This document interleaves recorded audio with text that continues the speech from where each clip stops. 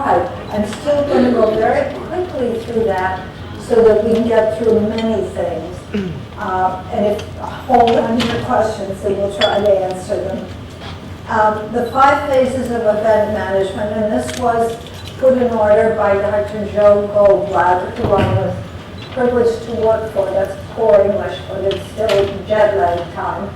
But I worked for him for a number of years. And he was able to apply project management, which Ellen referred to the creative elements of event management. And he divided event management into 5 phases. And the research is the most important of the 5 phases. And you really need to ask, why are we doing this?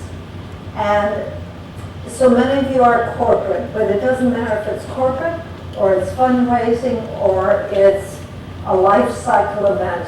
What is the real reason that the important stakeholders are doing this event? Now, stakeholders are everyone who's involved with an event. So your attendees are stakeholders, the vendors are stakeholders, but in this particular comment, I'm saying, what about the people that are paying the money? Those are your major stakeholders. And in the case of a life cycle event, the bride may not be paying the money, but she certainly is a major stakeholder. Why are you having the event?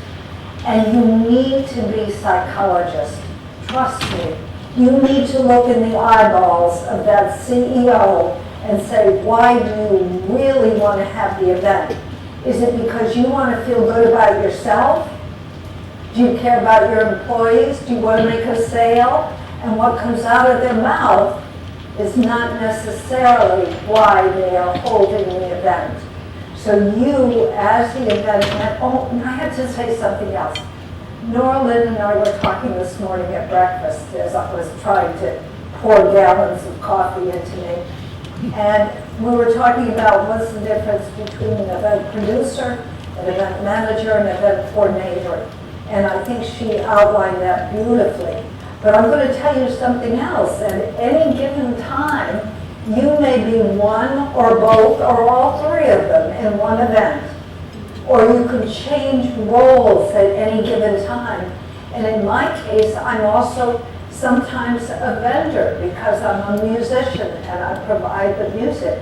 So we may put on different hats at different times. And that's perfectly all right as long as you keep in your mind, what is the event that I'm doing, right? But back to that CEO, why is he doing this event?